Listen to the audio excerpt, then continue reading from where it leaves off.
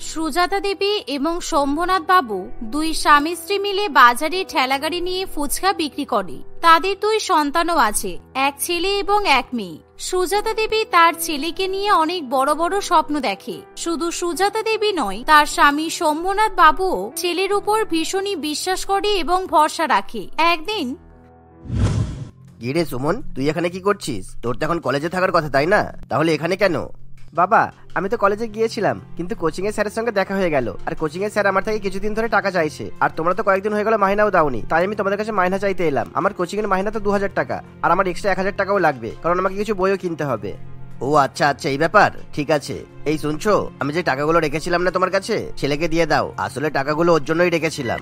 আরে খোকা দাঁড়া, আমি এখনই দিচ্ছি তোকে টাকা। এই বলে সুজাতা দেবী তার ছেলে সুমনকে 3000 টাকা দিয়ে দেয়। আর সেই টাকা পেয়ে সুমন খুবই খুশি।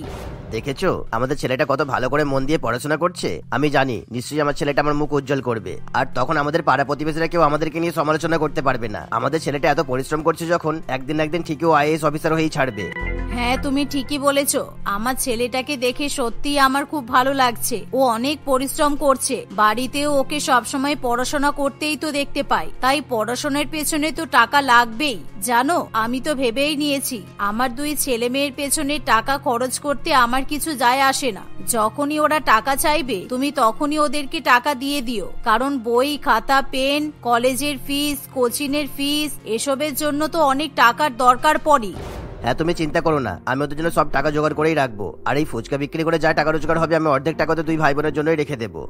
এভাবে সেদিন শম্ভুনাথ বাবু এবং সুজাতা দেবী ভীষণ পরিমাণে খুশি হয়। আসলে তারা তাদের ছেলে এবং মেয়ে দুজনকেই খুবই শিক্ষিত করে তুলতে চায়, আর সেই সাথে ছেলেকে আইএএস অফিসার বানানো তাদের স্বপ্ন ছিল। কিন্তু সুমন ইতিমধ্যেই পুরোপুরি ভাবে বিগড়ে যায়, আর সেই ব্যাপারে তার বাবা মা কিছু জানতেও পারে না। আর একদিন যখন শম্ভুনাথ বাবু এবং তার স্ত্রী দুজনেই ফুচকা বিক্রি করে বাড়িতে আসে, তখন তাদের মেয়ে সোনালী কাঁদতে কাঁদতে তাদের কাছে আসে। আরে কি ব্যাপার সোনালী, কি হয়েছে তোর? তুই এরকম ভাবে কান্নাকাটি করছিস কেন? এখনো পর্যন্ত স্কুল ড্রেসটা চেঞ্জ করিসনি কেন? আচ্ছা, বুঝতে পেরেছি, এই বছরটাই তোর স্কুলের লাস্ট বছর বলে তুই আর স্কুল ড্রেসটা খুলতে চাইছিস না, তাই তো? আরে তুমি আবার এসব কথা বলছো কেন? আগে জিজ্ঞাসা করো তোমার মেয়ের কি হয়েছে, কেন কান্নাকাটি করছে। কি রে মা সোনালী, কি হয়েছে তোর? তোর চোখে জল কেন? নিশ্চয়ই কেউ কিছু বলেছে, তাই না? মা, বাবা, আগে আমার কথাটা তো শোনো। তোমরা আমার কথা না শুনেই নিজেদের মধ্যে কথা বলে যাচ্ছ। আমাকে কথা বলার সুযোগ দাও। আমি ছুটতে ছুটতে এখানে এলাম। জানো মা, দাদাকে না পুলিশে ধরে নিয়ে গেছে। দাদা তোমাদের থেকে টাকা নিয়ে কোচিং এর ফিস দেওয়ার নাম করে আর বই কেনার নাম করে তোমাদের কাছ থেকে যেই টাকাগুলো নিত, ওই টাকাগুলো দিয়ে দাদা কিন্তু নেশা করতো, আর তাই আজকে দাদাকে পুলিশে ধরে নিয়ে গেছে। এ বাবা, এটা কি হলো? আমি তো ভেবেছিলাম আমাদের ছেলেটা সত্যি আমাদের স্বপ্ন পূরণ করবে, কিন্তু এটা কি করলো? আমি সত্যি ভাবতে পারছি না সুমন এরকম একটা বাজে কাজ করতে পারে। না না, আমার তো কোনো মতেই বিশ্বাস হচ্ছে না। সত্যি কি সুমন নেশা করে? আর ওর নামে যদি কোনো রকম ভাবে পুলিশ কেস হয়েই যায়, তাহলে ও তার কোনো রকম ভাবে আইএএস অফিসার হতে পারবে না। হ্যাঁ, তুমি ঠিকই বলেছো। আমারও তো খুব চিন্তা হচ্ছে, এখন যদি সুমনের নামে সত্যি সত্যি পুলিশ কেস হয়ে যায়, তাহলে কি হবে বলো তো? তাহলে তো আমার ছেলেটা আর আইএএস অফিসার হতে পারবে না। তাড়াতাড়ি গিয়ে ছেলেটাকে ছাড়িয়ে নিয়ে আসতে হবে। চলো তাড়াতাড়ি। এই বলে সুজাতা দেবী এবং শম্ভুনাথ বাবু তাদের জমানো টাকা নিয়ে পুলিশ স্টেশনে গিয়ে পৌঁছায়, আর সোনালী বাড়িতে বসে ভীষণ পরিমাণে দুশ্চিন্তা করতে থাকে। অন্যদিকে সুজাতা দেবী এবং শম্ভুনাথ বাবু পুলিশ স্টেশনে গিয়ে কথা বলে আর হাজার হাজার টাকা দিয়ে ছেলেকে বাড়িতে ফিরিয়ে নিয়ে আসে। আর রাত্রিবেলা তারা সবাই যখন এক জায়গায় হয়, তখন সুজাতা দেবী নিজের ছেলেকে বলে, কিরে, তুই এত বাজে, এতটা অভদ্র কিভাবে হতে পারিস? তোর পেছনে আমরা কত টাকা খরচা করেছি। আমরা তো ভেবেছি তুই হয়তো সত্যি আমাদের স্বপ্ন পূরণ করবি, আইএএস অফিসার হবি, কিন্তু এখন তো তুই আর কিছুই হতে পারবি না। তুই আর কখনো আইএএস অফিসার হওয়ার সুযোগ পাবি না।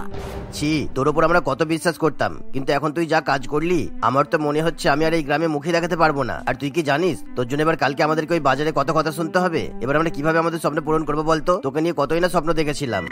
মা, বাবা, আমি তো পড়াশোনাই করতে যেতাম, কিন্তু সত্যি বলতে আমার কিছু বন্ধু বান্ধবদের সাথে পড়ে আমি এরকম অভদ্র হয়ে গেছি। সত্যি আমি অনেক বড় ভুল করে ফেলেছি। আমাকে ক্ষমা করে দাও মা, বাবা, প্লিজ আমাকে ক্ষমা করে দাও। আমি সত্যি বলছি, এবার থেকে আমি আর কখনো এরকম কাজ করবো না। আর সামান্য একটা ভুলের জন্য তোমরা আমাকে এভাবে কথা শোনাতে পারো না। দয়া করে এবারের মতো আমাকে ক্ষমা করে দাও। আমি এবার থেকে তোমাদের কথা মতোই চলবো। ঠিক আছে, সে না হয় আমরা মেনে নিলাম, কিন্তু এখন তো তুই আর আইএএস অফিসার হতে পারবি না। তুইও তো বলেছিলি এটা তোর স্বপ্ন, তাই আমরা তোর পেছনে এত এত টাকা খরচ করলাম, কিন্তু এখন কি হবে? বাবা মা এবং দাদাকে এত চিন্তিত হতে দেখে সোনালি বলে, মা, বাবা, দাদা, যা হওয়ার হয়ে গেছে, এগুলো তো আর বদলানো যাবে না। আর আমরা মানুষের মুখও বন্ধ করতে পারবো না, ওরা তো বলবেই, ওদের তো যা বলার ওরা বলবেই। আর পাড়া প্রতিবেশীদের এছাড়া তো আর কোনো কাজ নেই, তাই ওদের কথাই কান দিলে চলবে না। মা, বাবা, তোমাদের স্বপ্ন এবার আমি পূরণ করব। দাদা তোমাদের স্বপ্ন পূরণ করতে পারিনি, তাতে কি হয়েছে? আমি মেয়ে বলে কি তোমাদের স্বপ্ন পূরণ করতে পারবো না? আমার তো স্কুল এবার শেষ হয়ে যাবে, তারপর আমি একটা ভালো কলেজে ভর্তি হব, আর সেই সাথে সাথে আইএএস অফিসারের পরীক্ষা দেওয়ার জন্য প্রিপারেশন নেব। আমি তোমাদের স্বপ্ন পূরণ করব, তোমরা দেখো। সোনালীর কথা শুনে তার বাবা মা খুবই খুশি হয়। আর সেদিনের পর থেকে সুমন তার বাবা মাকে ফুচকা বিক্রির কাজে সাহায্য করতে শুরু করে। অন্যদিকে পাড়া প্রতিবেশী সবার কানে উঠে যায় কয়েকদিন আগে সুমনকে জেলে নিয়ে যাওয়া হয়েছে, তাই সবাই মিলে সুমনের নামে সমালোচনা করতে শুরু করে দেয়। এমনই একদিন, কি আমি বলেছিলাম না, গরিবদের এত বড় বড় স্বপ্ন দেখা সত্যি ভালো নয়। আমি জানতামই তো তোমাদের স্বপ্ন পূরণ হবে না, আর আমি এটাও জানতাম যে তোমাদের ছেলে নিশ্চয়ই বিগড়ে যাবে। আর দেখলে তো কেমন বিগড়ে গেল ছেলেটা। দেখুন, দয়া করে আমার ছেলে মেয়ের নামে কোনো খারাপ কথা বলবেন না। ও ভুল করেছে আমরা মানছি, তা বলে আপনারা এভাবে আমাদেরকে অপমান করতে চলে আসবেন? কি আর বলবো, অপমান ছাড়া তো আর কোনো কিছু খুঁজে পাওয়া যাচ্ছে না। আমি তো বলেইছিলাম এত বড় বড় স্বপ্ন দেখা একদমই ভালো নয়। তোমরা তো গরিব, ওই ফুচকা বিক্রি করে ছেলেকে আইএএস অফিসার বানাতে চাইছো, এটা তো কখনোই হতে পারে না, তাই না? ঠিক আছে, আমার ছেলে আইএএস অফিসার হবে না তো কি হয়েছে? আমার মেয়ে তো আছে। আমার ছেলের নামে না হয় একটা বদনাম হয়েই গেছে, কিন্তু আমার মেয়ের নামে তো এখনো কোনো বদনাম হয়নি। আর আমাদের বিশ্বাস, আমাদের মেয়ে একদিন নিশ্চয়ই আমাদের স্বপ্ন পূরণ করবে। এমন কথা শুনে বিপ্লব বাবু সেখান থেকে চলে যায়। আর দেখতে দেখতে এভাবেই কিছুদিন কাটে। আর একদিন কলেজ থেকে ফিরে সোনালী তার বাবা মায়ের ঠেলাগাড়ির সামনে বসে পড়াশোনা করতে শুরু করে, আর অন্যদিকে তাদের বাবা মা ফুচকা বিক্রি করে। এমন সময় সেখানে তাদের এক প্রতিবেশী এসে বলে, কি ব্যাপার সোনালী, তুই আবার এখানে পড়াশোনা করছিস কেন? তোর দাদা তো ওরকম হয়েছে, এবার নিশ্চয়ই তোরও কিছু একটা করার ইচ্ছা আছে, তাই তো? নিশ্চয়ই এখানে বসে বসে কাউকে দেখিয়ে দেখিয়ে পড়াশোনা করার চেষ্টা করছিস। জানো দিদি, আমার মনে হচ্ছে তোমার মেয়েটা কিন্তু অনেক বড় হয়েছে, এবার বিয়ে দেওয়া দরকার, তা না হলে কিন্তু তোমার ছেলের মতো মেয়েটাও বিগড়ে যাবে। দেখো, আমার মেয়েকে একদম উল্টোপাল্টা কথা বলবে না। আমার ছেলে একটা দোষ করেছে বলে তোমরা তাকে যা ইচ্ছে তাই বলে যাচ্ছ, কিন্তু আমার মেয়ে তো কোনো দোষ করেনি, তাহলে ওকে কেন তোমরা এত কথা শোনাচ্ছ? আর তোমরা দেখবে একদিন আমার মেয়ে ঠিক তোমাদের মুখ বন্ধ করে দিতে পারবে। তোমরা তখন আমার মেয়েকে দেখে কিছুতেই উল্টোপাল্টা কথা বলতে পারবে না। ঠিক আছে, আর কিছু বলতে হবে না। তোমার ছেলেটাও তো আইএএস অফিসার হতে চেয়েছিল, কিন্তু দেখলে তো কেমন বিগড়ে গেল, এবার তোমার মেয়েটাও বিগড়ে যাবে। এমন কথা শুনে সোনালীর খুবই রাগ হয়, কিন্তু সুজাতা দেবী তার মেয়েকে বলে, এই সোনালী, তুই পাড়া প্রতিবেশী কারোর কথাতে কান দিবি না, ঠিক আছে? আর এই যে দিদি, ফুচকা খেতে এসেছো, ফুচকা খেয়ে চলে যাও। আমার মেয়ে আর ছেলে যা করছে ওদেরকে করতে দাও। আমি জানি ওরা আর কখনো কোনো বাজে কাজ করবে না। দয়া করে আমার ছেলে মেয়েদের নামে উল্টোপাল্টা কথা বলা বন্ধ করে দাও। আর সোনালী, তুই বরং বাড়িতে যা, বাড়িতে পড়াশোনা করতে কোনো অসুবিধা হলে তোর দাদাকে জিজ্ঞাসা করে নিবি।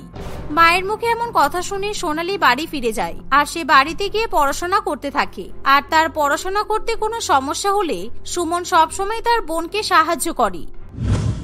এভাবেই দেখতে দেখতে কিছুদিন কাটে। আর একদিন যখন সুজাতা দেবী এবং শম্ভুনাথ বাবু ফুচকা বিক্রি করছিল, তখনই সেখানে সুমন এবং সোনালী দুই ভাই বোন আসে। মা, বাবা, তোমাদেরকে সোনালী কিছু বলতে চাই।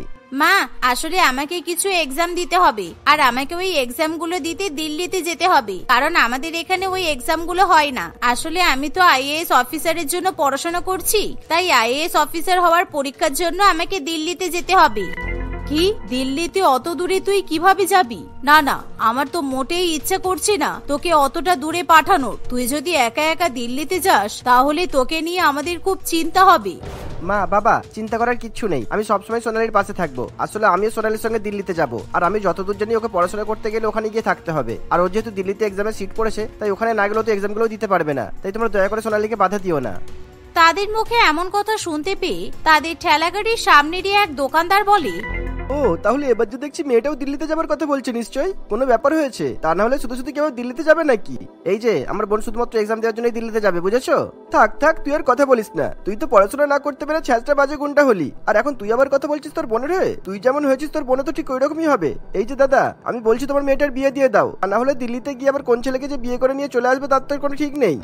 রামু দোকানদারের মুখে এমন কথা শুনে সোনালী এবং তার পরিবারের সকলেই ভীষণ রেগে যায়, যার ফলে তারা সেই দোকানদারকে উল্টোপাল্টা কথা শুনিয়ে দেয়। আর এমন সময় সোনালীর পরিবার সোনালীকে পড়াশোনা করানোর জন্য এবং পরীক্ষাতে বসতে দেওয়ার জন্য দিল্লিতে পাঠাতে রাজি হয়ে যায়। এভাবেই দেখতে দেখতে কিছুদিন কাটে, আর সোনালী তার দাদাকে নিয়ে দিল্লিতে গিয়ে পৌঁছায়। আর সেখানে গিয়ে সোনালী নিজেই তার দাদার জন্য এবং নিজের জন্য রান্নাবান্না করে। কিন্তু একদিন সুমন বলে, আরে সোনালী, তোকে রান্না করতে হবে না, এখন তোর তো এক্সাম, তাই না? তুই এখন মন দিয়ে পড়াশোনা কর, তোকে আমি রান্না করে দেবো, আর রান্না করে তোর রুমে দিয়ে আসবো, ঠিক আছে? তোকে সব কিছুই করতে হবে না, যা। এভাবে সুমন সোনালীর খুব ভালো মতো খেয়াল রাখে আর তাকে সব দিক থেকে সাহায্য করতে থাকে।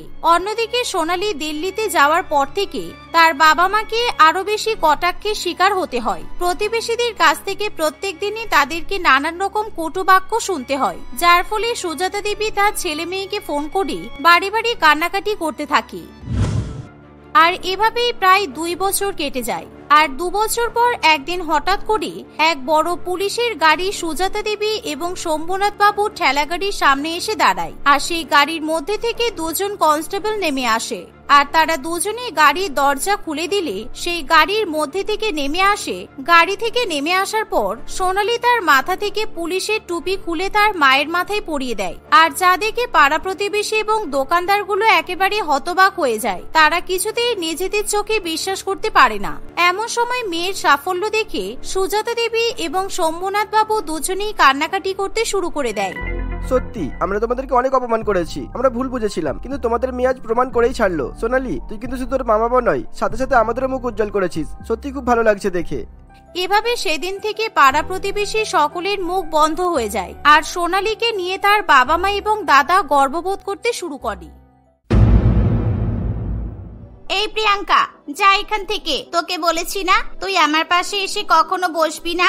সব সময় ক্লাস শুরু হলেই তুই আমার পাশে কেন চলে আসিস? নাক দিয়ে সব সময় তোর সর্দি পড়ে, সেটা দেখলে আমার ঘৃণা লাগে। এরকম করে কেন বলছিস রে? আমাকে তো ক্লাস টিচার বললো তোর পাশে এসে বসতে, তাই জন্য আমি তোর পাশে এসে বসেছি। আর ঠান্ডা লাগলে নাক দিয়ে তো সর্দি পড়বেই। তোর ঠান্ডা লাগে না বুঝি? তোর যখন ঠান্ডা লাগবে দেখবি তোর নাক দিয়েও সর্দি পড়বে। এই বলে প্রিয়াঙ্কা হাত দিয়ে নিজের নাক মুছে নেয়। প্রিয়াঙ্কার প্রায় সারা বছরই ঠান্ডা লেগে থাকতো এবং তার নাকে সর্দি জমে থাকতো। সেই কারণে স্কুলে তার সঙ্গে কেউই মিশতে চাইতো না। কিন্তু সে পড়াশোনায় ভালো হওয়ায় স্কুলের সমস্ত টিচাররা তাকে ভীষণ ভালোবাসতো। কিন্তু স্কুলের প্রিন্সিপালের মেয়ে তনয়া কিছুতেই প্রিয়াঙ্কাকে সহ্য করতে পারত না। সে ভালো ভালো টিচারের কাছে বাড়িতে টিউশন পড়তো, কিন্তু কিছুতেই প্রিয়াঙ্কার থেকে ভালো রেজাল্ট সে করতে পারত না। তাই সে সবসময় প্রিয়াঙ্কার উপর রেগে থাকতো। একদিন, মিস, আপনি প্রিয়াঙ্কাকে আমার পাশে বসতে বলেছেন। আপনি তো ভালো করেই জানেন যে ওর নাক থেকে সর্দি গড়ায়, আর ও সবসময় হাত দিয়েই সর্দি মুছতে থাকে। তাই ওর পাশে বসতে আমার একেবারেই ইচ্ছা করে না। শোনো, আমি তোমার ভালোর জন্যই প্রিয়াঙ্কাকে তোমার পাশে বসিয়েছি, কারণ তুমি পরীক্ষায় একেবারেই ভালো রেজাল্ট করতে পারো না। তাই প্রিয়াঙ্কার পাশে বসে যাতে তুমি ভালোভাবে পড়াশোনা করতে পারো, সেই কারণেই আমার এরকম সিদ্ধান্ত নেওয়া। কিন্তু সর্দি লাগার জন্য যদি আমার নাকি জম চলে আসে কিংবা ঠান্ডা লেগে যায়, তখন কিন্তু আমি প্রিন্সিপাল ম্যাডামকে আপনার নামে কমপ্লেন করে দেব। পামেলা ম্যাডাম তনয়ার এই কথা শুনে ভীষণ ভয় পেয়ে যায় এবং প্রিয়াঙ্কাকে অন্য একটি বেঞ্চে বসিয়ে দেয়। এইভাবে প্রায় সারা বছর প্রিয়াঙ্কার নাকে সর্দি জমার কারণে তার সঙ্গে স্কুলের কোনো স্টুডেন্টই মিশতে চায় না কিংবা কেউই বন্ধুত্ব করতে চায় না। ফলে সে সবসময় নিজের মতো একা একা পড়াশোনা করে টিফিনের সময় একা একা টিফিন খায়। সে যদি কারোর সঙ্গে বন্ধুত্ব করতে চায় তবুও কেউ তার সঙ্গে কথা বলে না। একদিন সে টিফিন টাইমে বসে টিফিন খাচ্ছে, সেই সময়, এই তুই ক্লাসের বাইরে বেরিয়ে গিয়ে টিফিন খা, কারণ আমরা এখানে ভালো মন্দ খাবার খাচ্ছি। আমাদের খাবারে তোর নাকে সর্দি এসে পড়লে সেই খাবার আমরা খেতে পারবো না, আর তুই এক্ষুনি ক্লাস থেকে বেরিয়ে যা। ক্লাসের বাইরে মাঠে ভীষণ রোদ, আর এই রোদে যদি আমি বাইরে গিয়ে টিফিন খাই তাহলে আমার তো আরো ঠান্ডা লেগে যাবে। এই আমি তোকে প্রমিস করছি যে আমি পেছনে ঘুরে খাবার খাবো, তাহলে আমার নাকি সর্দি তোদেরকে আর দেখতে হবে না। এই বলে প্রিয়াঙ্কা পেছন ফিরে টিফিন খেতে শুরু করে। দেখতে দেখতে আরো কিছুদিন কাটে, কিন্তু তনয়া তবুও প্রিয়াঙ্কার সঙ্গে বদমাইশি করতে থাকে। একদিন পামেলা ম্যাডাম ক্লাসে আসে এবং সকলের ক্লাস ওয়ার্কের খাতা সঙ্গে করে নিয়ে আসে। প্রিয়াঙ্কা, তুমি সবার নামে ডেকে ডেকে এই খাতাগুলো সবাইকে দিয়ে দাও। আমি সব খাতা চেক করে দিয়েছি, আর তোমাদেরকে বলছি সবার খাতায় আলাদা আলাদা করে তাদের কাজের উপর ভিত্তি করে আমি রিমার্কস দিয়েছি। সেই রিমার্কস অনুযায়ী তোমরা নিজেদের ইমপ্রুভ করার চেষ্টা করবে। প্রিয়াঙ্কা নিজের নাক মুছতে মুছতে পামেলা ম্যাডামের কাছে আসে এবং সে খাতাগুলো নিয়ে নেয়। সে সকলকে খাতাগুলো দিচ্ছে, সেই সময় সে তনয়ের কাছে তার খাতা নিয়ে আসে। ইস, সর্দি হাত থেকে আমি কিছুতেই খাতা নেব না। এই বন্ধুরা, তোদের সবাইকে বলছি তোরা কিন্তু এই সর্দি মেয়ের হাত থেকে খাতা নিস না, আর যারা খাতা নিয়ে নিয়েছিস তারা সব খাতা ছুঁড়ে ফেলে দে, কারণ সবার খাতায় কিন্তু সর্দি লেগে গেছে। হ্যাঁ তনয়া, তুই একেবারে ঠিক কথা বলেছিস। ইস, এই তো আমার খাতায় সর্দি লেগে আছে। ওর নাক থেকে মনে হয় সর্দি ফচ করে আমার খাতায় এসে পড়েছে। এই মেয়ে ক্লাস করলে আমরা আর এই ক্লাসে আসবো না। চল চল, আমরা সবাই মিলে প্রিন্সিপাল ম্যাডামের কাছে যাই আর প্রিয়াঙ্কার নামে কমপ্লেন করি। এই বলে ক্লাসের সকল স্টুডেন্টরা প্রিন্সিপাল ম্যাডাম স্মৃতির কাছে চলে যায়। প্রিয়াঙ্কা নিজের এরকম অপমান দেখে চোখে জল ফেলতে শুরু করে। পামেলা ম্যাডাম তাকে শান্ত হতে বললে সে কিছুতেই শান্ত হয় না এবং সেও প্রিয়াঙ্কাকে নিয়ে প্রিন্সিপাল ম্যাডামের ঘরে চলে যায়। কি হয়েছে স্টুডেন্ট, তোমরা সবাই এই রুমে এসে ভিড় করছো কেন? এখন তো তোমাদের ক্লাস করার টাইম, সবাই ক্লাস করতে যাও। আমি এখন একটু কাজে ব্যস্ত আছি। ম্যাডাম, আমাদের ক্লাস করতে খুব প্রবলেম হচ্ছে ম্যাডাম। এই প্রিয়াঙ্কা বলে মেয়েটা সবসময় নাকে সর্দি নিয়ে ক্লাস করতে আসে, আর ক্লাসে এসে সবসময় হাত দিয়ে নাকে সর্দি মোছে। এই জন্যই আমাদের ক্লাস করতে খুব অসুবিধা হয়। সবসময় কাশে আর হাঁচি দেয়। এই প্রিয়াঙ্কা মেয়েটা খুব নোংরা। ও, এই ব্যাপার। হ্যাঁ, বাড়িতে তনয় আমাকে প্রিয়াঙ্কার ব্যাপারে বলেছে। ঠিক আছে, তোমরা সবাই ক্লাসে যাও। প্রিয়াঙ্কা আর পামেলা এখানে থাকো, আমি দেখছি কি করা যায়। সমস্ত ছাত্রছাত্রীরা নিজের ক্লাসে চলে গেলে স্মৃতি ম্যাডাম প্রিয়াঙ্কাকে ভীষণ পরিমাণে বকাবকি করে এবং পরের দিন থেকে তাকে স্কুলে আসতে বারণ করে দেয়। প্রিয়াঙ্কা কিছুতেই প্রিন্সিপাল ম্যাডামের এরকম সিদ্ধান্ত মেনে নিতে পারে না, ফলে সে প্রিন্সিপাল ম্যাডামের পায়ে ধরে কান্নাকাটি করতে শুরু করে, কিন্তু স্মৃতি ম্যাডাম তার কোনো কথাই শুনতে চায় না।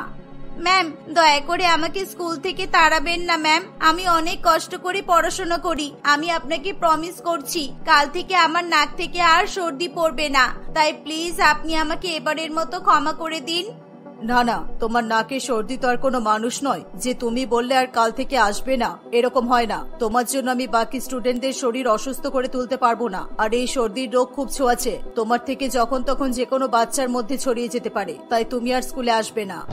ম্যাডাম, ওকে এইভাবে স্কুল থেকে তাড়াবেন না। ও পড়াশোনায় কিন্তু ভীষণ ভালো। শুধু নাকে সর্দি থাকে বলে এরকম ভাবে একটা বাচ্চাকে স্কুল থেকে তাড়িয়ে দেওয়া ঠিক নয়। আমি জানি ও ভীষণ গরিব, আর ওদের মনে হয় ওষুধ কিনে খাওয়ার মতো ক্ষমতা নেই, তাই ও সর্দি ঠিক হতে চায় না। না, এটা হতে পারে না পামেলা। আমরা তো স্কুলে আর কোনো গরিবের আশ্রয় খুলে বসিনি যে কার সর্দি লাগবে তাকে ওষুধ পর্যন্ত কিনে দেব। আরো যতই পড়াশোনায় ভালো হোক না কেন, ওরকম ভালো স্টুডেন্ট অনেক তৈরি হয়ে যাবে। আর তুমি এই মেয়ের হয়ে কথা বলো না, যাও এখান থেকে। এই বলে প্রিন্সিপাল ম্যাডাম প্রিয়াঙ্কাকে স্কুল থেকে তাড়িয়ে দেয়। সে কাঁদতে কাঁদতে নিজের বাড়িতে চলে যায়। স্কুল ছুট হওয়ার পর প্রিয়াঙ্কা কিভাবে নিজের পড়াশোনায় এগিয়ে নিয়ে যাবে সেই বিষয় নিয়ে খুবই চিন্তায় পড়ে। বাড়িতে বসে বসে সে স্কুলে ক্লাস করার কথা মনে করতে থাকে। কিছুদিন আগে তাদের জেনারেল নলেজের টিচার সঞ্জয় বাবু ক্লাস নিতে আসে। সেই সময়, আচ্ছা স্টুডেন্ট, তোমরা কি বলতে পারবে যে গঙ্গা নদীর উৎপত্তি কোথায় এবং কোথায় গিয়ে সমুদ্রের সাথে মিলিত হয়েছে? যেই উত্তর বলতে পারবে তাকে আমি একটা চকলেট দেব। প্রিয়াঙ্কা নিজের নাক মুছতে মুছতে উত্তর দেওয়ার জন্য হাত তোলে। এর ফলে ক্লাসের সমস্ত বাচ্চারা প্রিয়াঙ্কাকে নিয়ে হাসাহাসি করতে থাকে। বিশেষ করে তনয়া এবং রাহুল তাকে অনেক খারাপ খারাপ কথা বলে। প্রিয়াঙ্কার নাকে সর্দি গড়ানো বন্ধ হতে চায় না, সেই জন্য সে তার পাশের বান্ধবীর কাছ থেকে রুমাল চায়, কিন্তু কেউ তাকে নিজের রুমাল ব্যবহার করতে দেয় না। ওই দেখো, আবার নাকের সর্দি মোছার জন্য আমাদের থেকে রুমাল চাইছে, নিজের জন্য একটা রুমাল পর্যন্ত আনতে পারে না। স্যার, প্রিয়াঙ্কা এই প্রশ্নের উত্তর আপনাকে ভালোভাবে দিতে পারবে, কারণ ওর নিজের নাক দিয়েই তো গঙ্গা নদী গড়াচ্ছে। কি রে বল, তোর নাকে সর্দির উৎস কি? প্রিয়াঙ্কা, যাও স্কুলের বাথরুম থেকে নিজের নাক ভালো করে পরিষ্কার করে এসো। আর এরকম হলে তুমি দ্বিতীয় দিন ক্লাসে আসবে না। তোমার জন্য আমি ভালো করে ক্লাস করাতে পারি না। প্রিয়াঙ্কা স্যারের কথা মতো স্কুলের বাথরুমে চলে যায় এবং ভালো করে নিজের নাক পরিষ্কার করে আসে, কিন্তু তাতেও কোনো লাভ হয় না। আবার তার নাক দিয়ে সর্দি গড়াতে শুরু করে। ফলে সঞ্জয় স্যার প্রিয়াঙ্কার উপর ভীষণ পরিমাণে রেগে যায় এবং তাকে ক্লাসের বাইরে বের করে দেয়। ক্লাসের বাইরে বেরিয়ে সে মন খারাপ করে দাঁড়িয়ে থাকে। স্কুলের অন্যান্য বাচ্চারা প্রিয়াঙ্কাকে এমন ভাবে দাঁড়িয়ে থাকতে দেখে ভীষণ পরিমাণে হাসাহাসি করতে থাকে। এভাবেই প্রিয়াঙ্কা যখন তার স্কুলের কথা মনে করছিল, ঠিক সেই সময় তার বাবা শ্যামল তার কাছে আসে। প্রিয়াঙ্কা, বাড়িতে তো কিছু খাবার নেই মা। আমি আর তোর মা দুজনে অসুস্থ হওয়ার পর থেকে আমরা তার কোনো কাজ কাম করতে পারি না। যা করিস তুই একাই করিস, কিন্তু কদিন ধরে তুই কাজে যাচ্ছিস না, মন মরা হয়ে বসে আছিস। এমন করে কি করে চলবে মা? আমার আর তোর মায়ের ওষুধ কেনার টাকাও তো দরকার। বাবা, তুমি চিন্তা করো না, আমি সব ব্যবস্থা করে দিচ্ছি। পরিবারকে দেখাশোনা করতে গিয়ে আজকে আমার এই অবস্থা হয়েছে। অন্যদিকে প্রিয়াঙ্কা আর পড়াশোনা করতে পারছে না বলে পামেলা ম্যাডামের খুবই মন খারাপ করে। তাই পামেলা ম্যাডাম একদিন তাদের প্রিন্সিপাল ম্যাডামের কাছে আসে এবং প্রিন্সিপাল ম্যাডামকে সঙ্গে করে প্রিয়াঙ্কাদের বাড়িতে নিয়ে যেতে চায়, কিন্তু প্রিন্সিপাল ম্যাডাম কিছুতেই যেতে রাজি হন না। না, ওই মেয়েটার বাড়িতে আমি কিছুতেই যাব না। কোন বস্তিতে থাকে তার কোনো ঠিক নেই, তার উপর নাক দিয়ে সর্দিও গড়ায়। আপনি একবার আমার সাথে চলুন, আমি প্রিয়াঙ্কার ব্যাপারে সব খোঁজ খবর নিয়ে এসেছি। আপনি যদি ওর কাজের ব্যাপারে জানতে পারেন তাহলে আপনার মনে সব সন্দেহ দূর হয়ে যাবে, আর ওর নাকে কেন সবসময় সর্দি জমে থাকে সেটাও আপনার কাছে পরিষ্কার হয়ে যাবে। এই বলে পামেলা ম্যাডাম তাদের প্রিন্সিপাল ম্যাডামকে নিজের সঙ্গে প্রিয়াঙ্কাদের বাড়িতে নিয়ে যায়। তারা প্রিয়াঙ্কাকে লুকিয়ে লুকিয়ে ফলো করতে শুরু করে। তারা দুজনে দেখে যে প্রিয়াঙ্কা কাঁধের মধ্যে একটি বস্তা নিয়ে ঘুঁটে এবং আবর্জনা কুড়ানোর কাজ করতে বেরিয়ে পড়ছে। গরমের মধ্যে নিজের নাক মুছতে মুছতে প্রিয়াঙ্কা সকলের বাড়িতে গিয়ে আবর্জনা কুড়াতে শুরু করে। আবর্জনা আছে গো আবর্জনা, ভাঙা টিভি, ফ্রিজ, ওয়াশিং মেশিনের যন্ত্র যা আছে সব বিক্রি করতে পারো তোমরা, ভাঙা কাচের বোতলও চলবে। এইভাবে প্রিয়াঙ্কা সারাদিন রাস্তায় রাস্তায় গরমের মধ্যে ঘুরতে শুরু করে। সে সকলের বাড়ি থেকে আবর্জনা সংগ্রহ করে নিজের বস্তাগুলো ভরতে থাকে। মাঝে মধ্যে সে নোংরা জঙ্গলের মধ্যেও আবর্জনা সংগ্রহ করতে বসে পড়ে। এমন দৃশ্য দেখে পামেলা ম্যাডাম এবং প্রিন্সিপাল ম্যাডাম খুবই কষ্ট পায়। দেখেছেন ম্যাডাম, এই মেয়েটা সারাদিন কি পরিমাণ কষ্ট করে শুধুমাত্র নিজের পরিবারের লোকেদেরকে ভালো রাখবে বলে। এছাড়াও পড়াশোনার খরচ চালানোর জন্য ও আগে সকালবেলায় এই কাজ করত আর তারপর স্কুলে পড়াশোনা করতে যেত। এই বাচ্চাটাকে দেখে খুবই খারাপ লাগলো গো। কোথায় আমাদের সন্তানরা এসি ঘরে পড়াশোনা করে মানুষ হচ্ছে, আর দেখো এই বাচ্চাটা এত কষ্ট করে লেখাপড়ার খরচ জোগাড় করতে পারছে না। আমার মনে হয় এই গরমের মধ্যে মেয়েটা সারাদিন রাস্তায় রাস্তায় ঘুরে বলে খুব ঠান্ডা গরম লেগে যায়, আর তাই জন্য ওর নাকে সারা বছর সর্দি থাকে। আসলে প্রিয়াঙ্কা যখন স্কুলে পড়াশোনা করত তখন সে সকালবেলা উঠে আবর্জনা কুড়ানোর কাজ শুরু করে দিত। আবর্জনা কুড়িয়ে সে আবর্জনা বিক্রি করে যা টাকা পেত সেই টাকা দিয়ে বাড়ির জন্য বাজার করত এবং নিজের পড়াশোনার খরচ চালাতো। এত ছোট বয়সে এত দায়িত্ব নেওয়ার ফলে তার বছরের বেশিরভাগ সময় শরীর খারাপ হয়েই থাকতো। প্রিয়াঙ্কা আবর্জনা কুড়িয়ে নিয়ে দোকানে বিক্রি করতে যাবে সেই সময় সে পামেলা ম্যাডাম এবং স্মৃতি ম্যাডামকে দেখে। এ কি ম্যাডাম, আপনারা এখানে কি করছেন, আর আপনারা আমার বাড়ির ঠিকানা জানলেন কি করে? পামেলা, আমি তোমাকে ছাত্রী হিসেবে ভীষণ পছন্দ করি, তাই তোমাকে যখন স্কুল থেকে বের করে দেওয়া হয় তখন আমার খুব খারাপ লাগে। তাই আমি তোমার ব্যাপারে আরো বেশি করে জানার জন্য চেষ্টা করি। একদিন আমি সকালবেলা স্কুলে যাচ্ছি, তখন সেদিন সকালবেলা পামেলা ম্যাডাম স্কুলে যাওয়ার সময় প্রিয়াঙ্কাকে রাস্তায় আবর্জনা কুড়াতে দেখতে পায় এবং সারাদিন আবর্জনা কুড়ানোর পর প্রিয়াঙ্কা নিজে সর্দি ঠিক করার জন্য একটি ডাক্তারের কাছে যায়, কিন্তু ডাক্তারবাবু এরকম গরিব বাচ্চা মেয়ে সর্দি চিকিৎসা করতে চায় না। সে প্রিয়াঙ্কাকে সেখান থেকে তাড়িয়ে দেয়। আমাকে দয়া করে তাড়িয়ে দেবেন না ডাক্তারবাবু, আমি যদি সর্দি ঠিক করতে না পারি তাহলে আমি আর কখনো স্কুলে যেতে পারবো না। দয়া করে আমাকে সুস্থ করে দিন। তোকে দেখেই তোমার ঘৃণা লাগছে। ভিকিরি মেয়ে, নোংরা জামা কাপড় পরে তার উপর নাকে সর্দি নিয়ে ডাক্তারখানায় এসেছিস। যা বেরো এখান থেকে। তোকে দেখে তো মনে হচ্ছে না যে তুই আমার ফিস দিতে পারবি বলে, তাই তোকে আমি চিকিৎসা করতে পারবো না। যা এখান থেকে। এই বলে ডাক্তারবাবু প্রিয়াঙ্কার চিকিৎসা না করে তাকে ডাক্তারখানা থেকে তাড়িয়ে দেয়। প্রিয়াঙ্কা কাঁদতে কাঁদতে বেরিয়ে আসে। পামেলার এমন দৃশ্য দেখে ভীষণ পরিমাণে খারাপ লাগে, তাই সে প্রিন্সিপাল ম্যাডামকে সেখানে নিয়ে এসে প্রিয়াঙ্কার জীবন কাহিনী সচক্ষে দেখিয়ে দেয়। প্রিন্সিপাল ম্যাডাম প্রিয়াঙ্কার কাছে অনেক অনেক ক্ষমা চায়।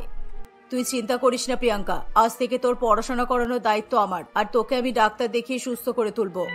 স্মৃতি ম্যাডাম প্রিয়াঙ্কাকে আবার স্কুলে ভর্তি করিয়ে দেয় এবং সে তার নিজের মেয়েকে ও অন্যান্য ছাত্রছাত্রীদের প্রিয়াঙ্কার কাছে ক্ষমা চেয়ে নিতে বলে। তারা সকলে প্রিয়াঙ্কার জীবন কাহিনী শুনে ভীষণ পরিমাণে কষ্ট পায় এবং প্রিয়াঙ্কার কাছে ক্ষমা চায়। স্কুল কর্তৃপক্ষের তরফ থেকে প্রিয়াঙ্কার পড়াশোনার যাবতীয় খরচ বহন করা হয় এবং তার বাবা মায়ের দেখাশোনার দায়িত্ব নেওয়া হয়। এর ফলে প্রিয়াঙ্কার জীবনে আর কখনো কোনো কষ্ট থাকে না। পামেলা ম্যাডাম এবং স্মৃতি ম্যাডাম দুজনে মিলে প্রিয়াঙ্কার সর্দির চিকিৎসা করাতে শুরু করে এবং প্রিয়াঙ্কা ধীরে ধীরে সুস্থ হয়ে ওঠে।